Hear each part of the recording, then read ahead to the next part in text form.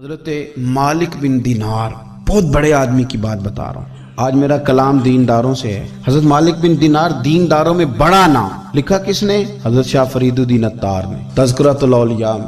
یہ سچے لوگ تھے تو سچ بولتے ہیں، جھوٹ نہیں بولتے. حضرت مالک بن دینار رحمۃ اللہ تعالی علیہ فرمانے لگے کہ دمشق میں ایک بہت بڑی مسجد تھی جسے حضرت امیر معاویہ رضی اللہ تعالیٰ عنہ نے بنوایا تھا. بڑی سونی تھی، بہت بڑی تھی، شاندار تھی. فرماتے میری اس پہ آنکھ آ گئی، دل آ گیا.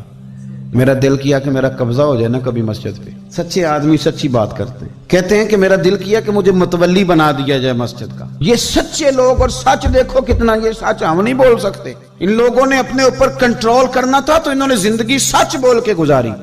حضرت مالک بن دینار کہتے ہیں میں نے پورا سال اس مسجد میں نمازیں پڑھی، کئی کے دن اعتکاف کیا، قرآن پڑھے، لیکن لوگوں میرا مقصد اللہ راضی کرنا نہیں، مسجد پہ قبضہ کرنا تھا. مطلب سال بیت گیا، عشاء کے بعد لوگ چلے گئے اور میں قرآن شریف پڑھ رہا تھا تو مجھے آواز آئی عاطف غیب سے، کب تک تو لوگوں کو دکھانے کے لیے نمازیں پڑھے گا، بس کر، سال پورا ہو گیا. فرماتے میری چیخ ہی نکل گئی اور میں کھول کے رویا اور میں تڑپا کہ یار یہ کیا معاملہ ہوا. صرف ایک سربراہی لینے کے لیے میں نے پورا سال نمازیں اپنی ضائع کر دی. آپ فرماتے ہیں کہ پھر میں نے توبہ کی اور ارادہ کیا کہ آج کے بعد فرض مسجد میں پڑھوں گا، پھر لوٹ جاؤں گا. میں باقی نماز اپنے گھر میں پڑھوں گا، مجھے صدارت وزارت نہیں چاہیے، مالک کی رضا چاہیے. آپ فرماتے ہیں کہ میں فجر کے فرض پڑھ کے فوراً اٹھا تو سارے نمازی میرے گرد اکٹھے ہو گئے. انہوں نے کہا حضرت جی آپ نیک آدمی ہیں، سال ہو گیا دیکھ رہے ہیں مسجد میں ٹائم زیادہ دیتے ہیں، لہذا چابیاں بھی آپ ہی رکھ لیں، یہ آپ ہی رکھ لیں، ہمارا دل ہے کہ مسجد آپ ہی سنبھالیں. تو آپ فرماتے ہیں کہ پھر میرے آنسو بہہ گئے، میں زور سے رویا تو مجھے کہنے لگے ہم مسجد دے رہے ہیں آپ رو رہے ہیں. تو میں نے کہا تمہیں نہیں پتا، تمہیں پتہ نہیں نا، یہ جو تم چابیاں لے کے آئے ہو نا یہ مجھے دوبارہ آزما رہا ہے. یہ ایک امتحان میرا اور کرنے لگا، اور امتحان کرنے لگا. اب نہیں مجھے چابیاں چاہیے، چابیاں تم رکھو، ہاں اگر جھاڑو کوئی نہ دے تو میرے ذمہ لگانا، میں راضی ہو کے دیا کروں. اٹھ فریدا ستے آتے جھاڑو دے مسیت، اور تو ستا ہے تے رب جاگدا تیری ڈاڈے نال پرید.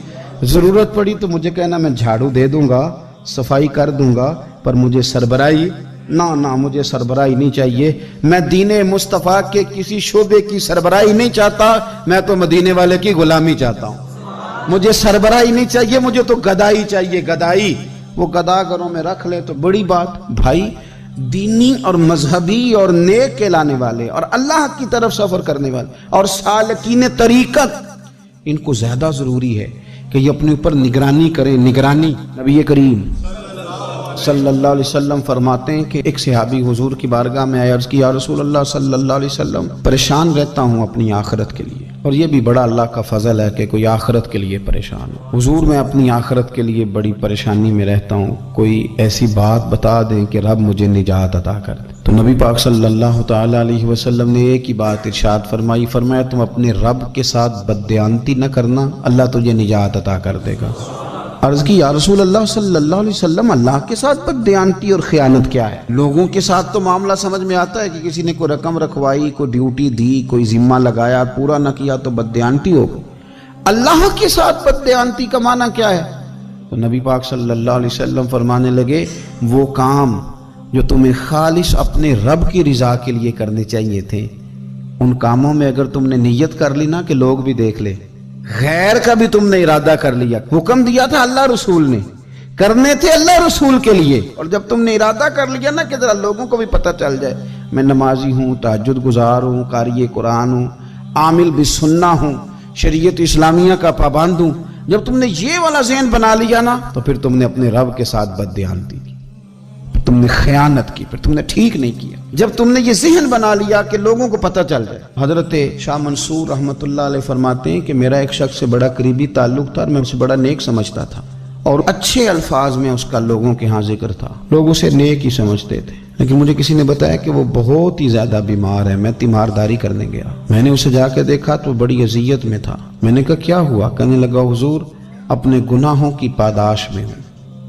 میں نے کہا تو بڑا نیک تھا. کہنے لگا حضرت جی میرا منصب نیکی کا تھا، میں نے تہجد پڑھی تاکہ لوگوں کو پتہ چل جائے میں نیک، میں نے تسبیح پھیری تاکہ پیری مریدی میں اضافہ ہو. میں نے سنت شریعت کا لبادہ اوڑھا تاکہ میرے عقیدت مند بڑھ جائیں۔ وہ کام جو اللہ رسول کے لیے کرنے تھے انہی کاموں پر میں نے یہ نظام بنایا کہ جس سے خرابی واقع ہونے لگی حضور پھر میں بیمار ہوا، اتنا بیمار ہوا کہ اٹھا نہیں جاتا تھا۔ ایک دن پھر میں نے قرآن شریف منگایا اور منگا کر کے اپنے صحن میں بیٹھ کر قرآن بلند کر کے کہا اللہ مجھے اس کے صدقے شفا دے دے۔ آج کے بعد ایسا کام نہیں کروں گا۔ رب نے تو شفا دے دی پر میں نہیں باز آیا۔ میں گویا بیچتا رہا تہجد کو، میں سیل کرتا رہا اپنے وظیفوں کو، میں نے وہ جملے، وہ الفاظ، وہ تلاوتیں، وہ نعتیں وہ میں کرتا رہا، سیل کرتا رہا۔ پھر بیمار ہو گیا، پھر دعا مانگی، قرآن شریف شروع کیا، پڑھا، سورہ یاسین تک پہنچا، پھر بلند کیا، اللہ اس کے صدقے شفا دے دے، وہ بڑا ہی مہربان ہے، اس نے پھر معاف کر دیا۔ لیکن حضور اس کی بار یہ ہوا ہے کہ میں نے کئی دفعے معافی مانگی، کئی دفعے توڑی، اب میں نے پھر وہی کام کیے لوگوں کو دکھانے کے لیے، لوگوں کو راضی کرنے کے لیے۔ ہمارے پلے کچھ بھی نہیں بچتا، جو کچھ ہے وہ دوسروں کو دے ڈالا۔ اس لیے نبی پاک علیہ السلام فرماتے ہیں قیامت کے دن اللہ تعالیٰ کچھ لوگوں سے فرمائے گا جن کو دکھانے کے لیے نمازیں پڑھتے تھے جاؤ ان سے جا کے اجر مانگو، جن کو دکھانے کے لیے تم نے صدقات کیے ان سے کہو تمہیں اجر دیں، جن کو دکھانے کے لیے تم نے روزے رکھے ان سے کہو تمہیں اجر دے۔ وہ جو تم نے لبادے اوڑے نا اور بڑا کچھ تم بنے کہ میں داڑھی والا، میں پگڑی والا، میں جبے والا، جن کو دکھانے کے لیے کیا جاؤ جا کے ان سے اجر لو، میں تو تمہیں اس چیز کا اجر دوں گا جو تم نے خالص میرے لیے کیا۔ تو وہ شخص کہنے لگا حضور اب میری یہ کیفیت ہے کہ اس دفعہ میں قرآن منگاتا ہوں، پڑھنے کی کوشش کرتا ہوں پر میری زبان پہ جاری نہیں ہوتا، آپ میرے لیے دعا فرما دیں۔ کہتے ہیں میں بھی رویا، وہ بھی رویا، ابھی میں اس بستی سے باہر نہیں نکلا تھا کہ اس شخص کا انتقال ہو گیا، وہ چلا گیا۔ آج تک پریشان ہوں کہ مالک بندہ نوازی فرما، تھوڑا سا اپنے لیے بھی ہمیں کچھ کرنا ہے، ہمیں غور کرنا ہے کہ یہ کام کرتے وقت میرا ارادہ کیا ہے، اس کام سے میرا مقصود کیا ہے، اور جس ارادے سے میں کر رہا ہوں پھر اس کا نتیجہ کیا ہے۔ اگر اسی طرح الجھ گئے، میں کہتا ہوں کہ ہم نے دعوتیں ولیمے بھی کھائے اور ہم منگنی میں بھی گئے اور ہم بارات میں بھی گئے اور ہم جناب سیاسی میٹنگ میں بھی گئے، کس لیے کہ دنیا داری ٹھیک رہے، کہ سارے کام دنیا کے لیے کر لیے تھے تو اب نمازیں تو نانا دنیا داری کے لیے پڑھیں، یہ سارا کچھ ہو گیا تھا نا دنیا داری کے لیے، تو اب داڑھی حج زکوٰۃ کا معاملہ تو دنیا داری کے لیے نہ کریں۔ اب اس پر تو نہ دھبا ڈالیں، اس پر تو نہ وہی لیبل لگا لیں کہ یہ اوپر بڑا اچھا خوبصورت پیکٹ اور اندر سے نکلے ہی کوئی شے نہ، خرابی ہو جائے اور صبح قیامت جب راز کھلیں تو پھر ہم سے چھپنے کو جگہ ہی نہ مل سکے۔ نبی کریم صلی اللہ تعالی علیہ وسلم نے ہماری تربیت فرمائی، حضور فرمانے لگے مخلص ہو کے عمل کرنا، اگر تھوڑا بھی ہوا تو تمہیں کفایت کر جائے گا۔ حضرت ابو سعید ابو الخیر رحمۃ اللہ علیہ کہتے ہیں میں غلام خرید کے لایا، جو غلام شرط کے ساتھ آتے تھے وہ سستے ملتے تھے اور جن کو ہم بس خرید لاتے تھے اپنی مرضی سے وہ ذرا مہنگے ہوتے تھے۔ تو غلام نے کہا حضرت جی 3 شرطیں ہوں گی اگر آپ مجھے خریدیں گے۔ میں نے کہا بولو۔ کہنے لگا پہلی شرط یہ ہے کہ میں سارا وقت آپ کی بات مانوں گا، پر اذان ہوگی تو پھر میں کسی کی بھی نہیں سنوں گا، پر میں جانوں میرا رب جانے۔ میں نے کہا قبول ہے۔ کہنے لگا دوسری شرط یہ ہے کہ دن کے وقت بات مانوں گا، رات کو نہیں مانوں گا۔ میں نے کہا یہ آرام کرنے کا عادی ہوگا، نیند زیادہ آتی ہوگی، بعض لوگ زیادہ سوتے ہیں۔ میں نے کہا ٹھیک ہے۔ اس نے تیسری شرط یہ کہی کہ بہت سارے جگہوں پہ لوگوں کے زیادہ غلام ہوتے ہیں تو ایک کمرے میں 5-5 600 لوگ رہتے ہیں، میں کمرہ علیحدہ لوں گا اکیلا، ٹوٹا پھوٹا دے دیں، پرانا دے دیں، کسی حویلی کے پچھواڑے دے دیں، پر کمرہ میں الگ لوں گا۔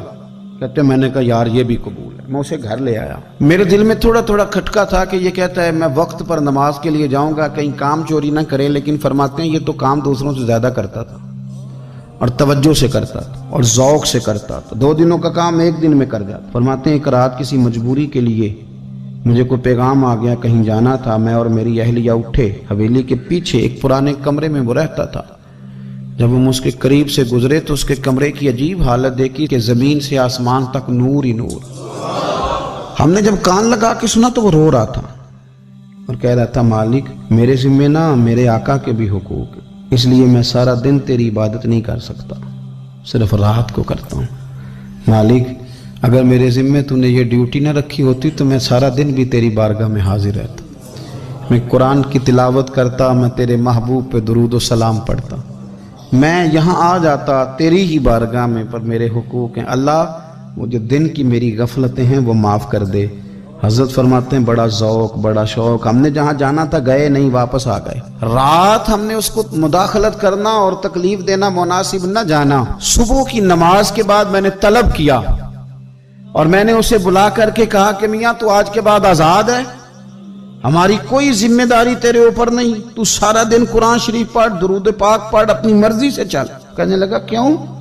جلال میں غصے میں بات کرنے لگا، کیا مطلب ہے آپ کا؟ میں محنت کروں گا، کام کروں گا، یہ آپ کیا کہہ رہے ہیں؟ تو فرماتے ہیں میں نے اس سے کہا کہ رات نا ہم نے تیرا منظر دیکھ لیا، تیری دعائیں، تیری التجائیں، رب کے ساتھ تیرے رشتہ ہم مطلع ہو گئے۔ کہتے ہیں ہم نے یہ کہا تو اس نے آسمان کی طرف دیکھا، پھر نظر جھکائی، کہنے لگا مالک تو نے تو راز ہی کھول دیا۔ یہاں لوگوں کی جعلی کرامت مشہور ہوتا ہے تو وہ کمائی نہیں کرنی شروع کر دیتے، تویز دھاگے کی دکان نہیں چل جاتی۔